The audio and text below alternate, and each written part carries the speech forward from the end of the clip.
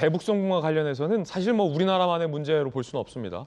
아니나 다를까 미 국무부도 이 김성태 전 회장의 대북송금 의혹에 대해서 예의주시하고 있다라는 입장이 나왔습니다. 이런 부분이 우려스러운 건데 미 국무부 예의주시, 미 국무부 대변인실 김성태 대북송금 혐의 수사 관련 질의에 한국 당국의 수사 인지하고 있다. 그러니까 수사 제대로 해야 되는 상황인 거예요. 만약에 수사 제대로 안 했다가 이 세컨더리 보이콧이 무섭잖아요, 사실은. 대북 제재를 위반했는데 수사 제대로 안 해? 이러면 국제적인 문제로도 비화될 수가 있다는 지적도 있기 때문에 상당히 이 부분과 관련해서는 뭐 투명하게 당연히 수사가 돼야 합니다. 미국 대북 제재 위반 행위에 대해 형사 기소와 범죄인 신병 인도 추진 조치한 전례도 있다라는 거예요. 자칫하면 미 국무부에서 범죄인 신병 인도 뭐 이렇게 할 수도 있어요. 우리나라 아무리 동맹 관계라곤 하지만 김영주 의원님, 네. 이게 무섭잖아요. 미국이 보고 있다 이거. 그렇습니다. 이제 사실은 미국이 그 9.11 테러 이후에 공식적으로 처음 금융 제재라고 하는 것을 들고 나왔거든요. 그게 이제 이란에 대한 제재였습니다. 미국이.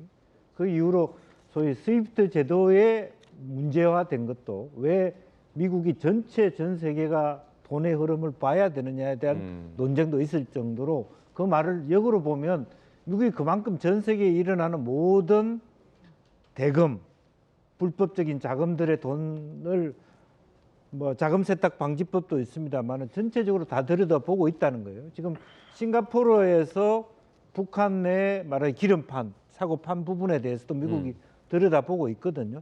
연방 재판부를 하고 있습니다. 물론 다만 미국이 주요하게 생각하는 미국과 연관된 사건이지만 이것은 기본적으로 북한에 대한 사건이기 때문에 충분히 인지하고 있다는 걸 알고 있고요.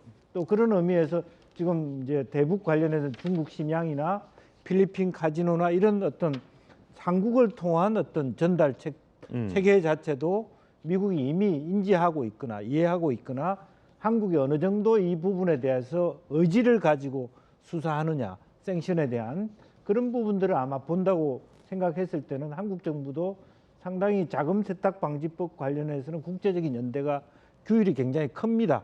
그렇기 때문에 좀 그런 부분은 더 많이 깊이 있게 들여다볼 가능성이 크다 그렇게 봐야 되겠죠. 그렇군요. 유엔 안보리 대북제재위 산하 전문가 패널에서 미국 측 대표를 지냈던 윌리엄 뉴콤 전 재무부 분석관이 한 매체 이메일 인터뷰를 해서 이런 얘기를 했어요.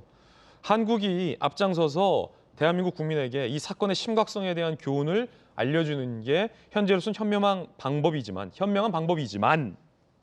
but 미 법무부가 김성태 전 회장의 제재 위반 행위에 대해 범죄인 인도를 시도할 수 있을 것으로 짐작한다라는 전문가 패널의 인터뷰 내용도 지금 한 매체에 보도가 되고 있는 그런 상황입니다. 그렇기 때문에 이 대북송금 철저히 수사해야 되는데 정익준 변호사님, 네네. 김성태 전 회장은 이거 내 돈 개인 돈으로 줬다 이렇게 주장하고 있잖아요. 왜냐하면 개인 돈이 아니면 진짜 어마어마하게 큰 일이 벌어지니까. 왜냐하면 제가 또 시간을 갖다가 정리해 보면 2018년 8월 달에 아까 이야기한 것처럼 아태협의 안부수 회장이 방북을 했어요. 그리고 난 다음에 10월 달에 어떤 일이 있었냐면은 조선 아태협이 있거든요. 그 북한에. 거기 실장이 김성애라고 하는 사람인데 그 사람한테 뭐라고 이야기했느냐.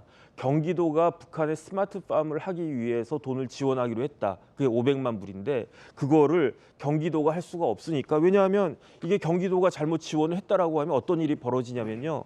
유엔 안보리에 대북 결의안 그 위반이 돼가지고 경기도가 큰일이 나는 거예요. 그러니까 아무리 이재명 대표라고 하더라도 이재명 지사라고 하더라도 그건 못하는 거죠. 그러니까 근데 북한은 돈이 필요하고 그 돈을 김성태 회장이 대납을 하기로 수락을 하고요.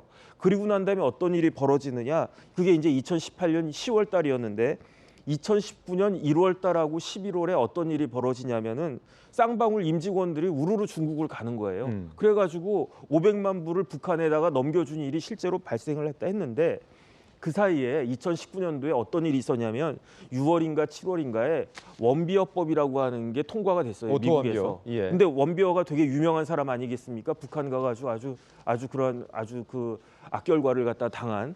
그런데 그 미국에는 국방수권법이라는 게 있거든요. NDAA라고 하는 그 액트가 있는데 그 법에 북한과 거래하는 개인이나 금융기관은 미국의 금융기관과 거래할 수 없다. 이렇게 만들어 버린 거예요. 그러니까 그런데 그 김성태 회장이 돈을 갖다가 북한으로 그 원비역법이 통과된 이후인 2019년 11월 달에 북한에 돈을 갖다 보냈다고 그걸 스스로 인정을 갖다가 했는데 개인이니까 지금부터는 이제 김성태 회장은 미국 금융기관과 거래할 수 없어요. 그런데 만약에 쌍방울 돈이 들어갔다. 그러면 쌍방울 자체가 미국하고는 일을 할 수가 없다는 거고 경기도가 했다. 그럼 우리나라 경기도 난리 나는 거거든요. 그러니까 이런 일들이 있었는데도 불구하고 여기에 대해서 그러니까 이제 지금 굉장히 그 북한의 저기 미국에서는 이 사건에 대해서 단순히 뭐 돈 몇십억 넘어가고 그렇게 보고 있는 것이 아니다. 이것을 갖다가 알아야 될 것 같습니다. 예.